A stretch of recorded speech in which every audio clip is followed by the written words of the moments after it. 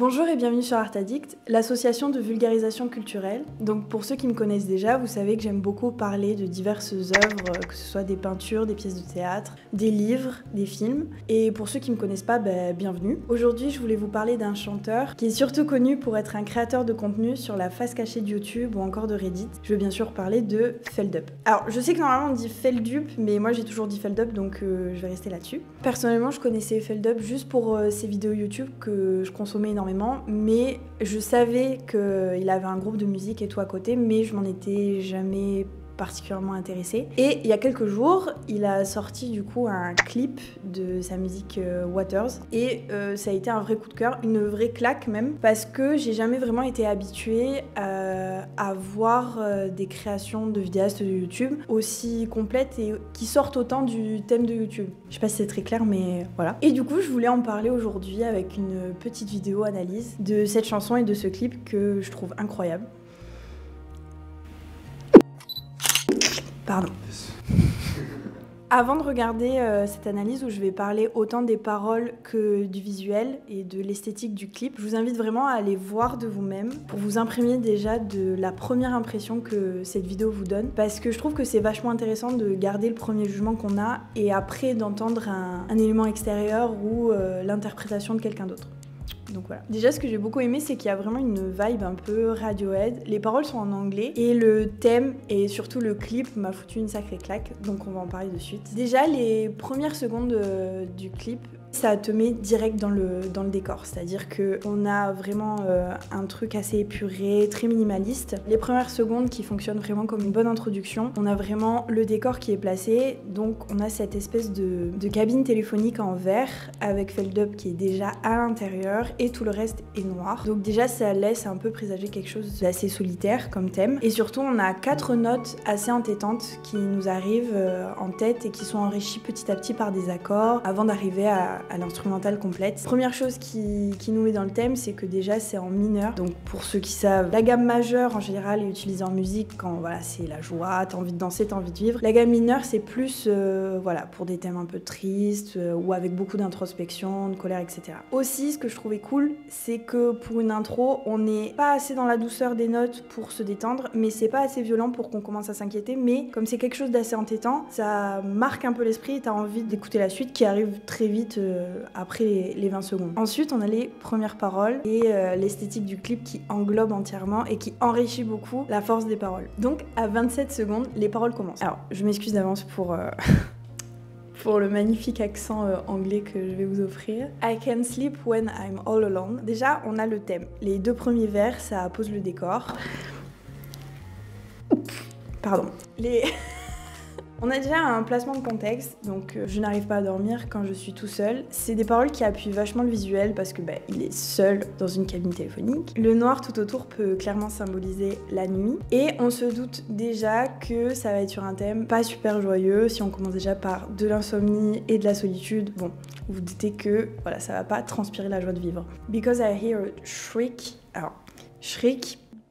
Désolée vraiment pour l'accent, je fais comme je peux. Shriek, ça peut être traduit par un hurlement ou un cri. Donc là, on a la raison de pourquoi il n'arrive pas à dormir, c'est qu'il entend un hurlement. Dans la suite des vers, que j'ai la flemme clairement de vous dire en anglais, mais que je vous mettrai les traductions juste en dessous, c'est un cri en fait qui est continu et qui ne s'arrête jamais. Donc un cri qui n'est entendu que par lui-même. Nous, on l'entend pas à travers l'instrument, ce qui permet une certaine subtilité de cette forme de souffrance. Mais voilà, on a donc je ne dors pas parce que j'entends un cri qui est continu. Et enfin, on a la raison de pourquoi il lui arrive tout ça, c'est and it's because of you. And it's because of you. Because of you. Putain, j'y arrivais. And it's because of you. Alors ce you, qu'est-ce que c'est ? Eh ben on sait pas, hein. Ça peut être n'importe qui. J'ai eu petit à petit au fur et à mesure de la chanson ma propre interprétation et je vous laisserai avoir la vôtre que j'espère que vous me partagerez. Donc déjà ce couplet, il m'a interpellée. Alors déjà la manière dont il le chante, c'est vraiment un murmure, une forme de confession. En plus c'est appuyé par le fait qu'il est au téléphone. Bon, on sait pas envers qui. Mais voilà, il y a cette espèce de cocon qui est créé et ça fonctionne comme une confession. Et ce que j'aime beaucoup, c'est que ce premier couplet, il est déjà cassé en 3. Donc on a pourquoi il est là ? Parce qu'il a n'arrive pas à dormir. La raison, parce qu'il entend un cri qui ne s'arrête jamais. Et en fait, le noyau de cette raison de pourquoi il n'arrive pas à dormir et parce qu'il entend un cri, tout ça, c'est à cause de toi. Bon, déjà, on est sur quelque chose d'assez... Il y a une pseudo-souffrance qui commence déjà à s'installer, mais comme il le chante en mode murmure, c'est très laborieux, c'est très difficile, on dirait presque qu'il se force à le dire. Et le you, qui est le dernier mot de ce couplet-là, fonctionne vraiment comme un élément déclencheur parce que juste après, quelques secondes après, on a le premier mouvement vif de Feldup qui tape la vitre et d'un coup, sa voix devient plus claire, plus énervée aussi et on a l'instrumental qui commence à s'accélérer. Le deuxième couplet, que je trouvais tout aussi intéressant, fonctionne comme une boucle comparée au premier. Donc je m'explique. Déjà, les deux premiers vers, "And often in the middle of the night" et "I found myself unable to close my eyes". Donc on a encore une fois le thème de la nuit qui est relevé par le manque de sommeil qu'il a au début. Donc en fait, on voit que d'une certaine manière, on dirait qu'il tourne en rond. Encore. Donc on peut en conclure dès les 40 premières secondes qu'il y a vraiment cette souffrance liée à la nuit, à l'insomnie, à la solitude et à l'idée de lui-même, en sachant qu'il y a toujours ce fonctionnement de je parle à quelqu'un au téléphone, je parle à ce you. You filled an ocean of guilt and pride, just to leave me there to drown. Tu te débrouilleras. Comment ça fonctionne? J'adore ces deux vers-là parce que ça fonctionne à la fois comme une formule hyperbolique avec l'idée de l'océan et tout, et très dans le symbolisme. On a vraiment cet esprit donc de symbolique d'un océan de culpabilité et en même temps de fierté. Pride, c'est la fierté, guilt, c'est le fait d'être coupable, quoi. Et arrive enfin l'élément de l'eau. Just to leave me there to drown. Donc laisser ici juste pour me noyer. Ce que j'aime beaucoup, c'est que on a un fonctionnement d'oxymore entre donc du coup cette immensité d'océan et la toute petite cabine toute serrée de là où est Feldup, avec l'élément de l'eau qui arrive et qui arrive clairement comme une menace puisque elle commence à se remplir dans la cabine. On voit bien qu'il n'y a pas de porte, qu'il n'y a rien du tout, donc ça fait comme un élément de torture. On sait que c'est sûr même que l'eau va commencer à monter et que lui ne peut pas sortir, donc là il y a une espèce d'urgence qui commence à arriver, que je trouve super cool. Les deux vers suivants, notamment celui-là, "So treat myself destruction as a novel side". Oh que je l'ai bien dit. Ouais, je trouve que je l'ai bien dit. Alors, donc, le fait de rationaliser et aussi de mettre sa souffrance de côté. Donc, oversight, ça peut être surveillance ou oubli. Et bon, toutes les personnes savent que de mettre son autodestruction de côté ou de l'obstruer, c'est jamais la bonne idée. Mais on voit déjà dans quelle route il s'engage. On a de plus en plus d'éléments négatifs qui arrivent et le fait, en fait, qu'il occulte tout ça. Mais je trouve ça assez intéressant parce qu'à la fois, dans ses mots, il occulte et en même temps, il est enfermé physiquement là-dedans. Donc il peut pas vraiment y échapper, ou même c'est peut-être même ça qui l'enferme. Je trouve ça super cool parce que c'est très efficace visuellement et ça appuie les paroles qui sont assez hard quand même, faut se le dire. Donc voilà, ensuite arrive la suite. Comment je peux expliquer ça? Il y a vraiment une désillusion de comment il se sent jusqu'à ce vers qui m'a fait du mal à entendre, c'est "I couldn't bear to see my reflection". Donc je ne peux pas supporter de voir ma propre réflexion. Je trouve ça assez cocasse où t'es dans un lieu en fait où c'est du verre avec de l'eau, donc c'est le meilleur moyen pour qu'il y ait tout qui se reflète. Voilà, peut-être que c'est le fruit du hasard, mais je trouvais ça assez cool. Et donc on a toujours ce you qui plane, très négatif, et en fait les actions de ce you tombent sur lui et donc c'est lui-même qui ne se supporte pas. Et ouais, donc on commence à s'enfoncer dans quelque chose de pas très cool pour le chanteur. Puis ça continue après. You made me jump in the water. D'où le titre de la chanson, j'ai envie de te dire. C'est à toi que je parle, Hugo. Ouais, c'est ça, ouais. When I didn't know how to swim. Là, on a à nouveau l'effet de l'eau qui revient. You made me jump. Donc le you revient avec, pareil, cette négativité, cette envie de pousser l'autre à se faire du mal, ou en tout cas à lui nuire. Et c'est là où moi, ça m'est venu à l'esprit, cette interprétation-là. Peut-être que vous, ça vous est venu plus tôt. C'est que ce you, en fait, c'est lui-même. Et cette confession au téléphone, c'est juste qu'il se parle à son soi intérieur. On peut du coup retrouver l'idée d'autodestruction. Le you, c'est celui qui s'autodétruit, mais ça reste lui-même. Je pense que beaucoup de personnes qui ont été dans un mal-être intérieur peuvent connaître cette sensation et je trouve que ça fout encore plus une claque parce que c'est vraiment bien amené en fait au niveau visuel comme textuel, genre c'est ultra fluide, donc je trouve ça hyper intéressant en fait. En plus l'eau, là je vais venir un peu plus sur le visuel du clip mais je le ferai plus en détail après, c'est que l'eau elle est dans une lumière bleue et tout mais elle est pas du tout rassurante parce qu'on a vraiment cette idée de cabine où il est tout enfermé et il peut rien faire, donc ces eaux là elles augmentent de plus en plus, elles sont assez agitées, elles sont troubles et c'est pas rassurant quoi.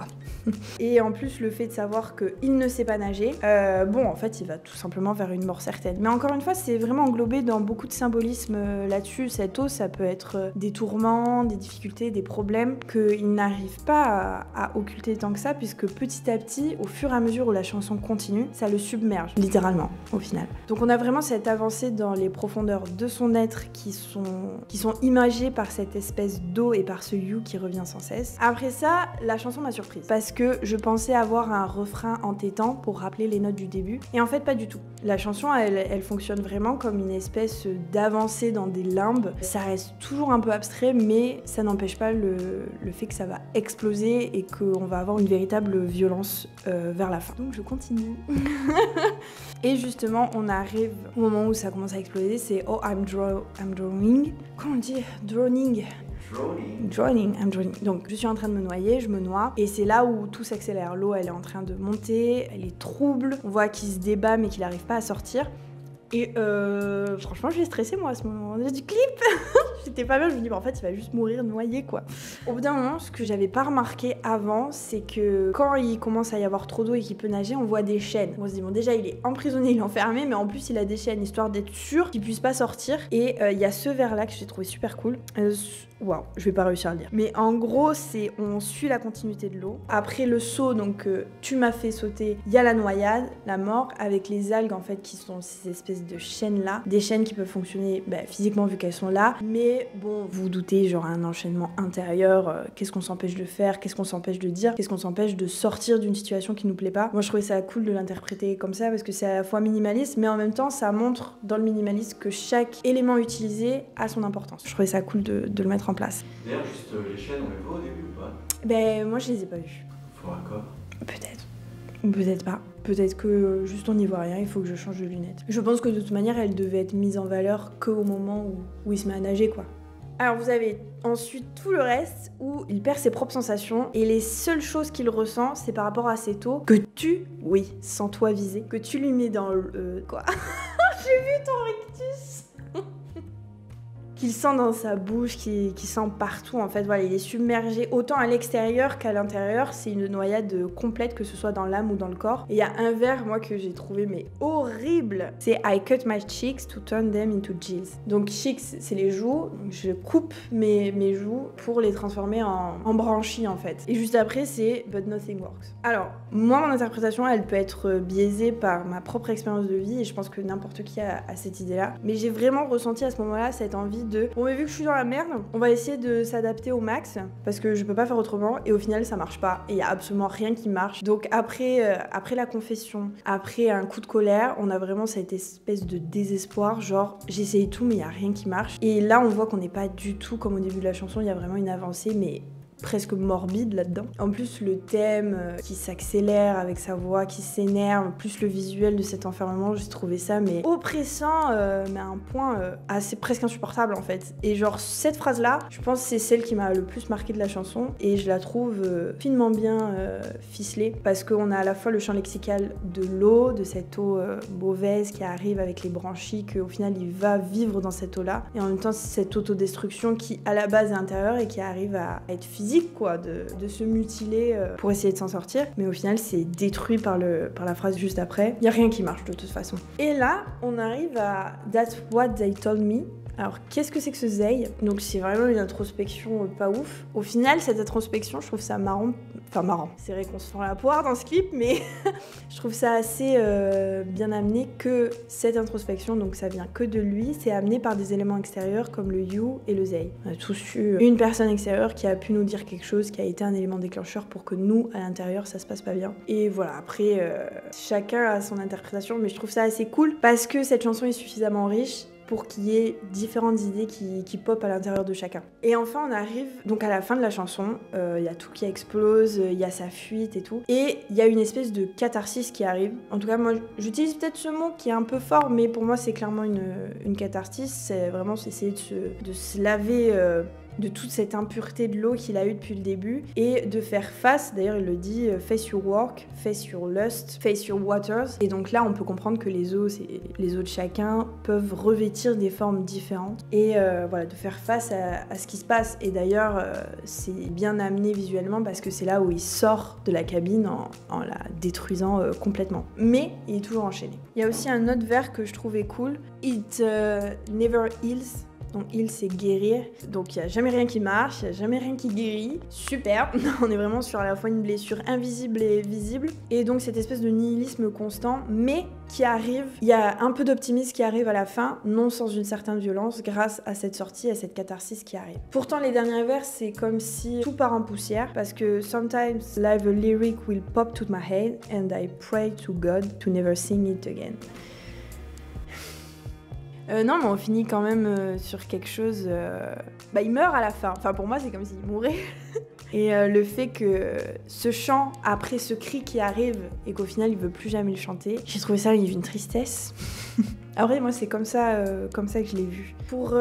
Après, je vais vite fait parler un peu plus en détail du visuel du clip, et c'est vraiment ça qui m'a donné envie d'en parler. C'est que cette chanson, elle dure plus de 2 minutes, et ça fait du bien de voir des chansons actuelles, vraiment récentes, qui durent plus de 2 minutes, parce que je vois beaucoup d'artistes contemporains qui font des trop bonnes chansons d'ailleurs, que je kiffe, mais qui durent maximum 2 minutes 30, voire même si ça fait moins de 2 minutes. Et là, ça fait 5 bonnes minutes bien remplies, avec de l'instrumental qui prend le temps de bien nous mettre dans l'ambiance, de bien nous mettre dans l'atmosphère, des paroles qui quand même sont assez justes, très authentiques sur la situation dans laquelle l'antagoniste est, et on a vraiment un début et une fin. Le tout c'est amené dans un endroit minimaliste, donc c'est à notre esprit vraiment de s'imaginer beaucoup de choses, et ça je trouve ça cool parce que c'est à la fois clair et en même temps ça laisse beaucoup de place à l'imaginaire. Donc... Feldup même dans ses vidéos il dit qu'il a un mal-être et tout. Oui, il le dit beaucoup. Ouais.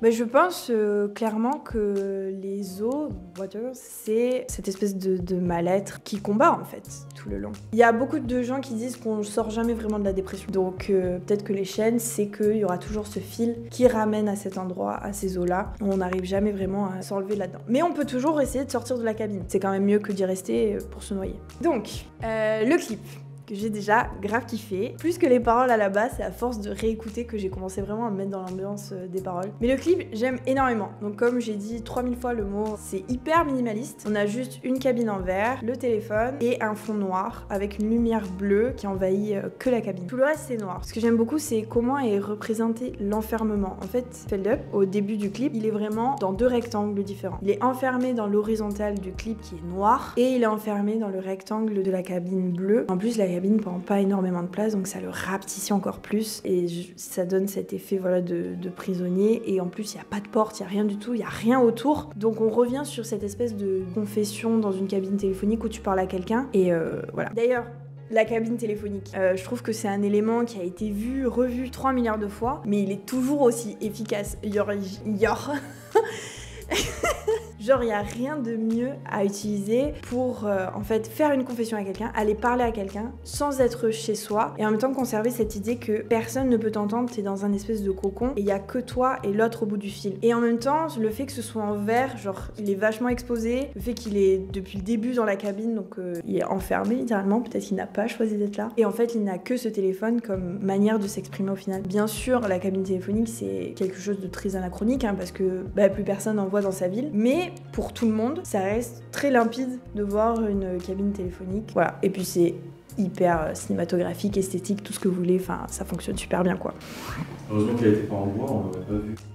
Merci beaucoup. À la 40e seconde, on a un changement de plan où en fait on voit la cabine du dessus et encore une fois il y a cet enfermement qui est fait, donc cette fois Feldup il est dans un carré, dans un rectangle. Le fait d'être dans un carré ça rajoute encore plus d'étroitesse sur comment il est tout petit, genre il prend quoi 10% de l'écran même pas. Il est minuscule et le noir il englobe tout et le noir ça peut être clairement cette nuit, la nuit quand il n'arrive pas à dormir. Mais genre, il y a rien, quoi. C'est même pas quelque chose d'apaisant et tout. Et moi, ça m'habille pas bien. Pourtant, je suis pas claustrophobe, mais j'étais pas bien, quoi. Moi, je voulais aussi parler de la lumière. Alors, je suis très fan des jeux de lumière artificielle. Et là, le choix du bleu. Ce bleu-là, il est vachement utilisé, je trouve. Il est beaucoup utilisé pour diverses choses, mais parce que qu'est-ce qui rend bien. Alors là, on peut avoir différentes interprétations. Hein. Ça peut juste être purement esthétique, parce que oui, mon Dieu, qu'est-ce que ça marche super bien. Ça peut être la visualisation des eaux. En plus, ça met en exergue le fait que l'eau qui monte est vraiment trouble au moment quand il est complètement dans l'eau. On voit à peine son visage, genre, on dirait de la peinture acrylique qui est en train de mourir dans le flou de peinture là. C'est pas... Normalement, le bleu, dans Histoire de l'art, etc., c'est quelque chose d'apaisant, c'est la sagesse, ça peut être une forme de royauté. Là, c'est juste un bleu glacé. Et j'aime bien comment on monte en pression et aussi en température petit à petit. Plus l'eau monte, plus il y a une autre couleur qui arrive petit à petit, qui au début fonctionne par pointillés. On la voit poindre le bout de son nez et après, elle va prendre plus de place que le bleu. Et cette couleur-là, c'est le orange. Alors au début, elle apparaît à travers la vitre et elle fait des petits reflets. Déjà, dans l'opposition des paroles qu'on pouvait entendre, paroles et visuels, on a cette opposition entre froid et chaud. Donc le bleu, comme j'ai dit, ça peut vraiment être ces eaux troubles. L'orange, c'était quoi alors? Parce que l'orange vient clairement de l'extérieur et il prend de plus en plus de place jusqu'à ce que, enfin, quand il pète cette cabine, il le submerge totalement. Genre, il y a le bleu qui est derrière et là, il est entièrement en orange. Je trouvais ça cool parce que ça met en valeur cette envie, cet optimisme qu'on entend à la fin de la chanson, qui est pas total bien sûr, mais voilà, ça permet de voir le point de départ de la personne au début enfermée dans le bleu et tout, qui semble être lassée dans le désespoir. Et elle est sortie, il y a cette espèce de purification de soi-même qui arrive, et du coup le orange arrive et prend totalement la place du bleu. Il y a ensuite eu la présence de figurants qui arrivent pour aider le chanteur, et ils ne servent strictement à rien. Alors pas du tout dans l'idée esthétique du clip ou de la logique, hein, bien sûr. Ils peuvent parfaitement représenter ce zeï qu'on entend dans les paroles. Mais le fait qu'ils arrivent aussi subitement qu'ils repartent, ça ne change strictement rien à la situation de l'antagoniste principal, quoi. Donc est-ce que ça peut être des mouvements extérieurs d'aide qui au final ne fonctionnent pas et qu'il finit par rester tout seul à la fin? D'ailleurs, on a vraiment ce plan où lui-même arrive à l'horizontale, donc il reprend l'horizontale du cadre du clip. Et en général, ça montre une certaine mort, en tout cas une fin ou une défaite, etc. Ça peut être pris de n'importe où. Il y a aussi un plan que je trouvais super cool. C'est juste après d'avoir cassé la cabine. Il y a un plan où on voit les éclats de verre, où là le bleu a englobé tout le plan. Il n'y a pas le noir où on voit cette opposition entre verticalité et horizontalité. Il n'y a pas l'opposition du bleu face au orange. Non, là c'est juste le vert brisé et le bleu. Et c'est le seul plan où vraiment la cabine est entièrement dans le cadre, sans fade-up bien sûr, parce qu'il y a déjà eu des plans rapprochés où on le voit dans la cabine et tout. Mais là c'est genre en mode, il est sorti, c'est toujours là, mais il est sorti de la cabine. Voilà, donc il y a une avancée, mais faut pas oublier d'où ça va. Les chaînes ne se briseront jamais, donc ça va toujours le relier inébranlablement à la cabine, et il y a cette chute. Toutes les interprétations sont possibles. Moi, le premier truc, bien sûr, c'est le mal-être intérieur, d'arriver à sortir de là, mais on en est toujours rattaché d'une certaine manière. Je trouve ça super cool d'opposer plusieurs formes. Déjà, la forme géométrique, verticale, horizontale, les couleurs, bleu, orange, puis ce sont des couleurs opposées qui se marient super bien. Le fait aussi d'opposer la solitude et les personnes extérieures qui arrivent et qui repartent, ça aussi il peut y avoir différentes interprétations, hein, c'est-à-dire que on a beau se faire aider extérieurement, si intérieurement on est toujours rattaché à quelque chose de négatif, on n'y arrivera pas. Quelqu'un qui veut pas se lever, tu vas pas l'aider à marcher. Ça marchera pas. Donc voilà, bon, moi évidemment j'ai eu beaucoup cette pensée de la dépression, de ces eaux troubles, de cette détresse intérieure qui bout, et puis même arriver à le casser, il y a toujours ce fil avec ces chaînes qui arrivent, et cette dernière phrase un peu terrible quoi, et à la fin sa chute et le fait qu'il reste à l'horizontale pour marquer une fin avec un grand F. Voilà.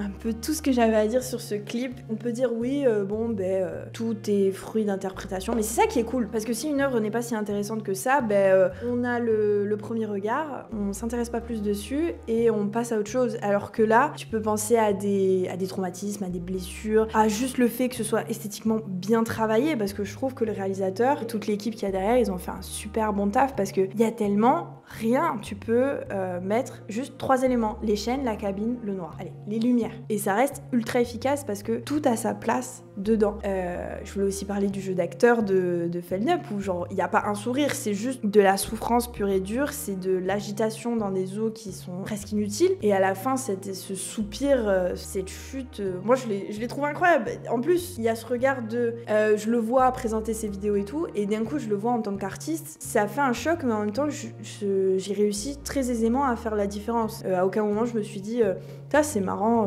le créateur de contenu. Non, c'était vraiment le chanteur qui raconte une histoire qui est d'ailleurs très bien ficelée et qui est grave quoi. C'est vraiment une histoire qui va de haut en bas et qui a une fin plus ou moins joyeuse. T'en penses quoi de comment je dis? J'ai l'impression que je dis n'importe quoi. Ok. Un jour il nous fera Findings en musique. Oh, ce serait incroyable. Mais il a déjà fait des findings sur des musiques. Oh, ce serait incroyable qu'il fasse des chansons en musique. C'est vrai. Beaucoup de gens, alors je sais pas si vous en faites partie, mais moi je fais partie des gens qui s'endorment avec des vidéos de Felnup. Donc voilà. Ouais, qu'est-ce que je peux dire là-dessus? Allez voir. Je trouve que c'est un artiste que certes on connaît beaucoup plus pour ce qu'il présente, mais je trouve que là, en tant que chanteur, il mérite vraiment une part de lumière supérieure à presque au créateur de contenu, hein, parce que moi j'ai vraiment vu c'est vraiment beau. En tout cas, c'est une œuvre qui m'a touchée, alors que c'est le genre de chanson qui d'habitude, je vais pas vers ce genre musical. Et là, le clip a tout changé. Donc, comme quoi, un clip, ça peut vraiment changer n'importe quelle écoute. Oui, c'est bizarre dit comme ça, mais c'est possible. Donc voilà, je vous invite à aller la voir. Merci beaucoup de m'avoir écouté. N'hésitez pas à me dire ce que vous en avez pensé, votre propre interprétation sur le clip ou la chanson que j'ai envie d'écouter, parce que plus il y a de partage, plus je trouve que les analyses peuvent être assez riches. Et en fait, ça fait tout simplement vivre l'œuvre, ça lui donne différentes couches et tout. Parce que le chanteur, une fois qu'il a balancé son œuvre, c'est à nous de la faire vivre au final. Donc je trouve ça cool qu'on en parle. Puis j'avoue, c'est une musique qui me tient à cœur, donc j'ai envie qu'on en parle tout simplement. Donc merci beaucoup de m'avoir écouté, c'était Art Addict, et je vous dis à très bientôt pour une prochaine rubrique.